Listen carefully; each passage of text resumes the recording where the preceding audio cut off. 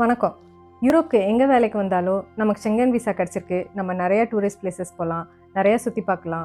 நெறைய adventures experience பண்ணலாம். இப்படின்னு தான் நம்ம நெனைப்போம். பட் இங்க வந்து 2 வருஷத்துல என்னோட டெய்லி ஹேபிட்ஸ்லேருந்து, என்னோட பெர்சனாலிட்டி வரைக்கும் நெறையாவே சேஞ்சஸ் வந்திருக்கு. இது எதுவுமே நான் எதிர்பார்க்கல. பெங்களூரோட பிஸி சிட்டி லைஃப்லேருந்து, லக்சம்பர்கோட ஸ்லோ காம் லைஃபா இருக்கட்டும், இல்ல அர்லி மார்னிங் பிரியாணிலேருந்து 7 PM டின்னரா இருக்கட்டும், இப்படி நெறைய சேஞ்சஸ சொல்லிட்டே போலாம். இன்னைக்கு உங்களோட நான் சேஞ்ச் பண்ணிட்ட ஹேபிட்ஸ் பற்றி தான் பார்க்க போகிறோம். சில விஷயம் நான் புதுசாக அடாப்ட் பண்ணிக்கிட்டேன். சில விஷயம் நான் விட்டுட்டேன்.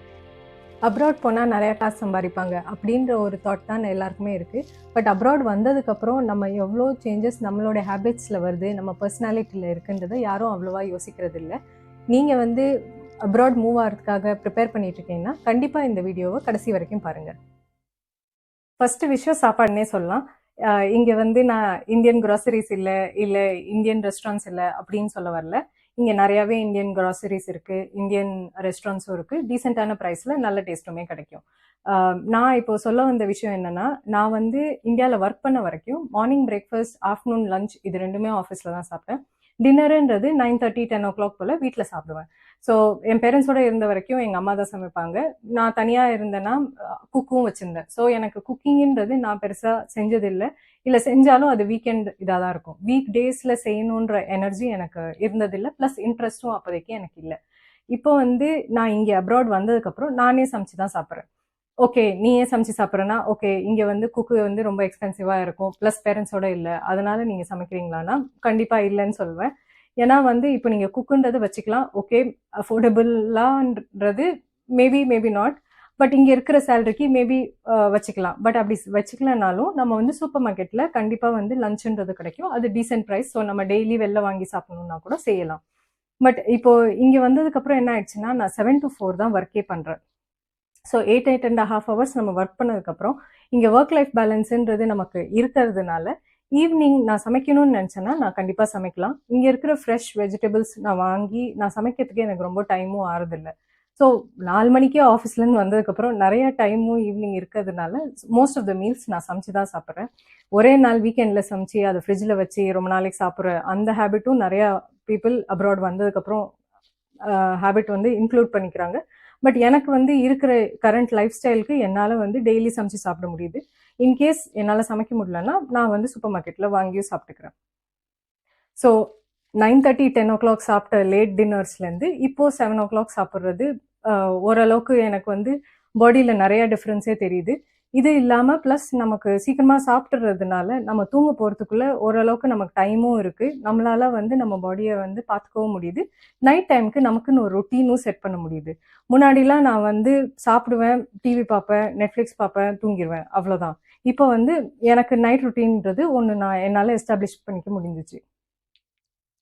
இந்தியாவில் இருந்த வரைக்கும் நான் பெருசாக வெதர் ஆப்பை அவ்வளோவா யூஸ் பண்ணது கிடையாது. எப்போயோ ஆஃபீஸ்லேருந்து கிளம்புறது சரி மழை பெய்தா இல்லையான்றதை செக் பண்ணுவேன். பட் இங்கே வந்ததுக்கப்புறம் லைஃப் ஃபுல்லாகவே நம்மளோட வெதர் ஆப் மேலே டிபெண்ட்டாக ஆகிடுச்சு.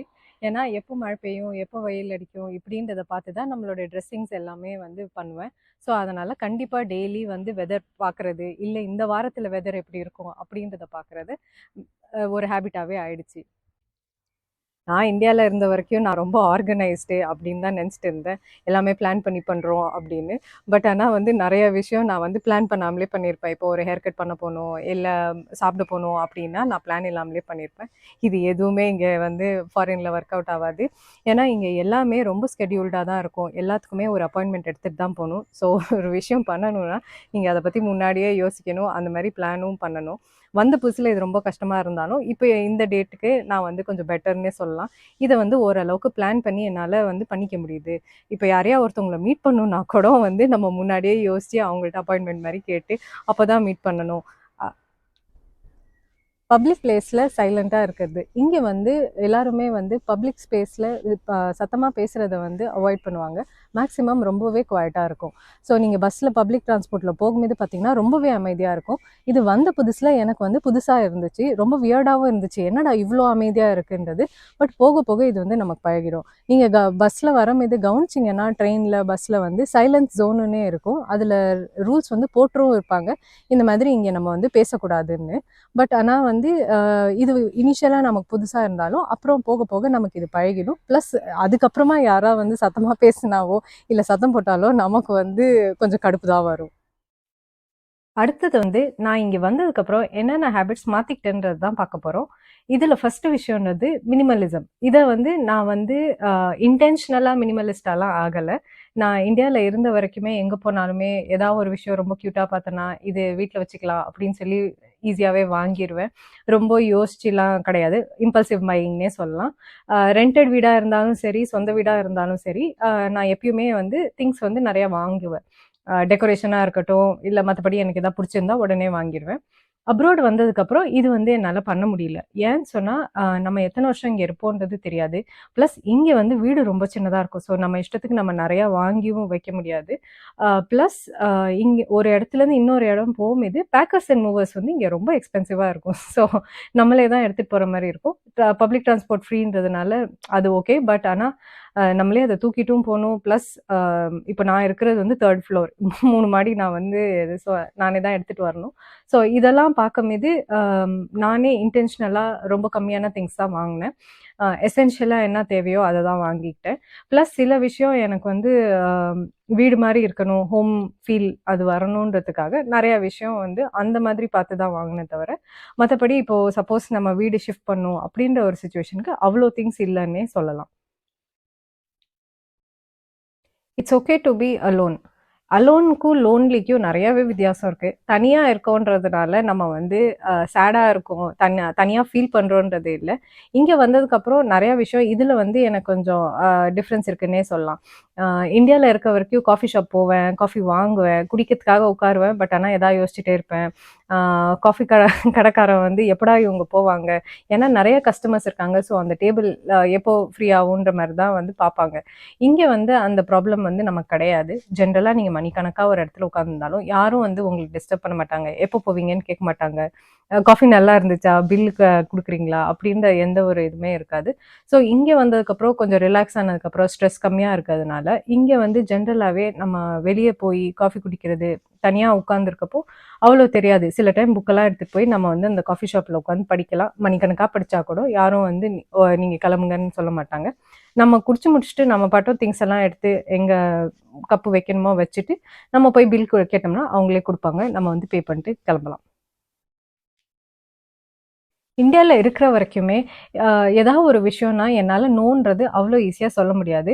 நிறைய பேர் வந்து நான் சொல்லுவேன்னு நீங்கள் நினைக்கலாம். பட் நிறைய சிச்சுவேஷனில் வந்து நான் வந்து ஓகே பார்க்கலாம் அப்படின்னு சொல்லி மழுப்புவேன் தவிர ஸ்ட்ரெயிட் ஃபார்வர்டாக நோன்னு சொல்ல முடியாது. ஏன்னா அவங்க வந்து கஷ்டப்படுவாங்க, அவங்க மனசு கஷ்டப்படக்கூடாது, சரி நம்ம செஞ்சுக்கலாமே அப்படின்னு நினச்சி நான் நிறைய விஷயம் ஓகேன்னு சொல்லியிருப்பேன்.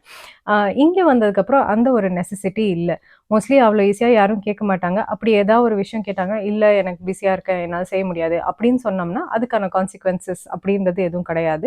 இங்கே வந்து எல்லாரும் ரொம்ப ஈஸியாக நோன்றது சொல்லுவாங்க. நோன் நம்ம சொன்னாலும் ஆக்செப்ட் பண்ணிப்பாங்க. அதனால நம்ம வந்து கில்ட்டே இல்லாமல் நோன் சொல்லலாம். நமக்கான பர்சனல் டைம். இது வந்து நம்ம இந்தியாவில் இருக்கும்போது மோஸ்ட்லி பேரண்ட்ஸோட இருக்கோம், இல்லை ஃபேமிலியோட இருக்கோம், ஃப்ரெண்ட்ஸோட இருக்கோம். இந்த மாதிரி ஒரு சரௌண்டிங்ஸில் இருக்கிறதுனால ஏதாவது ஒரு பிளான் போடுவோம், எங்கேயாவது வெளில போவோம், ஃபேமிலியோட ஸ்பெண்ட் பண்ணுவோம் அப்படின்னு தான் போயிருக்கோம். நமக்குன்னு பர்சனல் டைம்னு எடுத்தோம்னா நம்ம ரொம்ப செல்ஃபிஷாக இருக்கோம் அப்படின்ற ஒரு ஃபீலிங் வரும். இல்லை அந்த பர்சனல் டைம் எடுத்ததுக்கப்புறம் நம்மளும் கில்ட்டியாக ஃபீல் பண்ணுவோம். இதை தவிர்த்து இங்கே வந்ததுக்கப்புறம் நமக்குன்ற பர்சனல் ஸ்பேஸ் தானாகவே அமைது. ஒர்க்குக்கு அப்புறம் நம்ம வந்து நமக்குன்ற ஒரு ஸ்பேஸ் இருக்குது. ப்ளஸ் இங்கே வந்து வீக்கெண்ட்ஸில் எல்லாருமே ஃபேமிலி டைம்னு வச்சுக்கிறாங்க. அவங்களுக்குன்னு ஸ்பேஸையும் அவங்க வந்து க்ரியேட் பண்ணிக்கிறாங்க. இப்போது ஃபேமிலியாக இருந்தாலும் சரி, அவங்க வந்து அவங்களுடைய ஹாபீஸை பர்சியூ பண்ணதுக்காக வெளில போகிறாங்க, ஜிம்முக்கு போகிறாங்க, சைக்கிளிங் பண்ணுறாங்க, எந்த ஆக்டிவிட்டினாலும் பண்ணுறாங்க. ஸோ அவங்களுக்குன்ற அந்த ஒரு ஆக்டிவிட்டி பண்ணுறதுனால அவங்களுக்கான ஸ்பேஸும் இருக்குது, டைமும் கிடைக்குது. ஸோ இது வந்து நமக்கு எப்படி யூஸ்ஃபுல்லாக இருக்குன்றதை பார்த்தோம்னா, நம்ம வந்து நம்ம தாட்ஸு எல்லாமே வந்து நம்ம வந்து ரிஃப்ளெக்ட் பண்ண முடியும். ப்ளஸ் இப்போ ஹாபின்னு வச்சுருக்கப்போ புக்கு படிக்கிறோன்னா நம்ம வந்து கில்ட் இல்லாமல் நம்ம வந்து பண்ணலாம். ப்ளஸ் இந்த விஷயம் பண்ணும்போது நம்ம செல்ஃபிஷ்ன்றது வராது.